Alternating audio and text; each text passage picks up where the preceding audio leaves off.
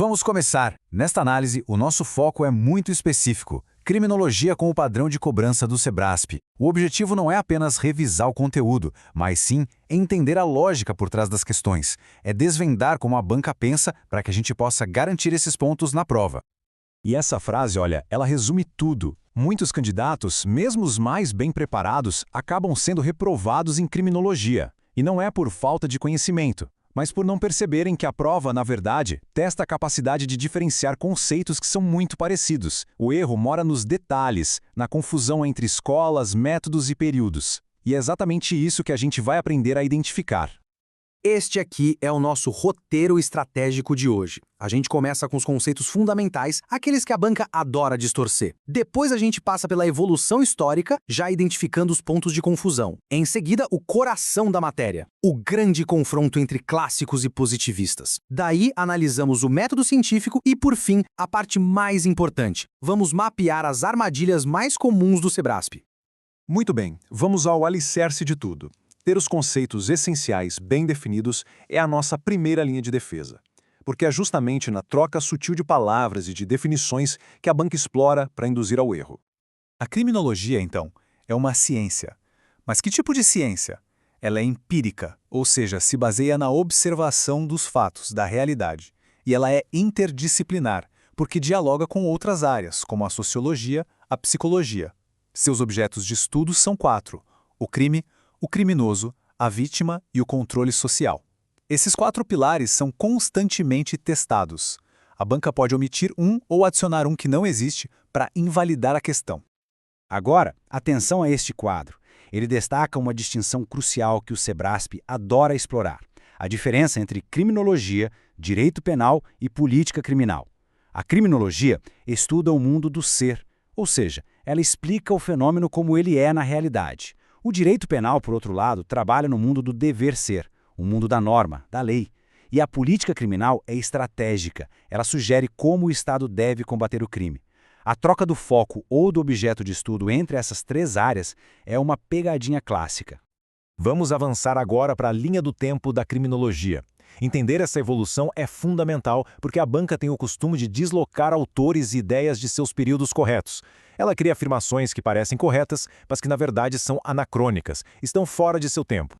A evolução é bem clara. Lá no período antigo, as explicações sobre o crime eram filosóficas ou religiosas. Depois, no período pré-científico, o que dominavam eram as crenças, as pseudociências, sem método algum. O grande ponto de virada é o período científico. É aqui que a criminologia adota o método empírico, baseado na observação, e se estabelece como uma ciência de fato. E aqui fica o alerta máximo. É muito comum encontrar em provas uma questão que atribui um método científico a um autor do período pré-científico, ou então uma explicação filosófica a um positivista. A cronologia é uma ferramenta que a banca usa para testar a atenção e a precisão do conhecimento. Dentro daquele período pré-científico, nós temos as pseudociências. É crucial entender por que elas não são ciência. A demonologia, por exemplo, atribuiu o crime a forças sobrenaturais. A fisiognomonia e a frenologia buscavam no rosto e no formato do crânio as causas da delinquência. O ponto em comum entre todas elas é a ausência total de um método empírico, de observação, de verificação. Eram baseadas em suposições, não em evidências. Certo. Agora nós chegamos ao ponto nevrálgico da criminologia para concursos, o confronto entre a escola clássica e a escola positiva. Este é o tema mais cobrado e é aqui que a maioria dos candidatos perde pontos.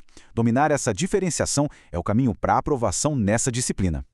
A diferença fundamental, a raiz de todo o debate, está exatamente aqui. Para a escola clássica, o ser humano tem livre-arbítrio. Ele é um ser racional que pesa custos e benefícios e, no fim, escolhe cometer o crime. Já para a escola positiva, o conceito central é o determinismo. O criminoso não escolhe, ele é determinado. Ele é levado ao crime por fatores que fogem ao seu controle, sejam biológicos ou sociais. Este quadro resume todo o conflito. Vamos focar nas principais diferenças que a banca explora. A escola clássica parte do livre-arbítrio com foco no crime como uma violação da lei e usa um método lógico-dedutivo. Já a escola positiva se baseia no determinismo, focando no criminoso como objeto de estudo, e utiliza um método empírico, indutivo. Essa oposição é a fonte da maioria das pegadinhas. Associar os autores corretamente é vital. Na escola clássica, temos Beccaria, Bentham, Carrara.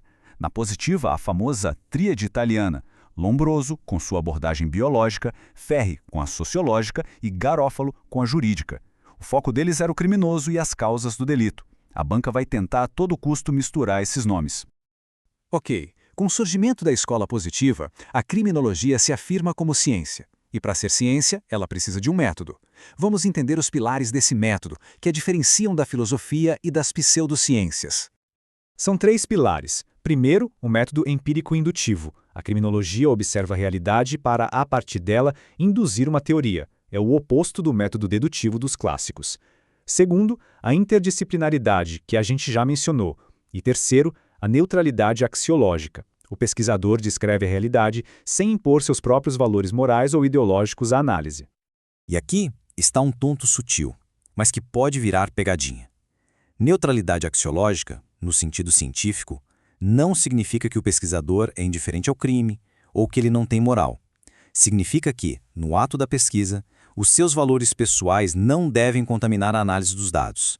É uma postura metodológica, não uma aprovação do comportamento criminoso. Vamos para a parte prática. Agora que temos a base teórica, vamos aplicar esse conhecimento para desmontar a estrutura das questões do Sebrasp. A ideia é aprender a pensar como a banca para antecipar os movimentos dela. Existem padrões que se repetem. A primeira pegadinha é a troca de autor. A questão afirma que Beccaria era positivista. Errado.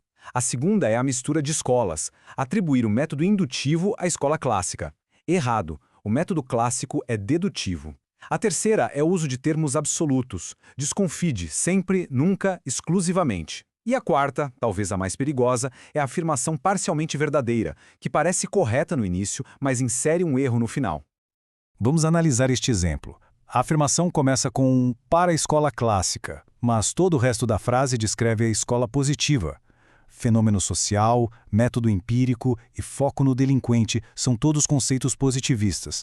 A menção à escola clássica está errada, pois as características listadas são todas da escola positiva. A questão misturou tudo. Este outro exemplo ilustra 2 erros em uma única frase. Primeiro, os autores Lombroso, Ferri e Garofalo não são da escola clássica, são os fundadores da escola positiva. Segundo, o conceito, eles não defendiam o livre-arbítrio, e sim o determinismo. A afirmação está duplamente incorreta. Então, a mensagem final é esta. A prova de criminologia do Sebrasp é um teste de lógica e de reconhecimento de padrões. Não basta decorar listas de autores. É preciso entender a estrutura de pensamento de cada escola e saber onde a banca vai tentar criar a confusão. Dominar essa habilidade é o que separa quem acerta a questão de quem cai na armadilha. Com esta estrutura de análise em mente, diferenciando as escolas pelo método, pelo objeto, pelo foco e pela visão do criminoso, a pergunta que fica é, com essa clareza, é possível decodificar a intenção da banca?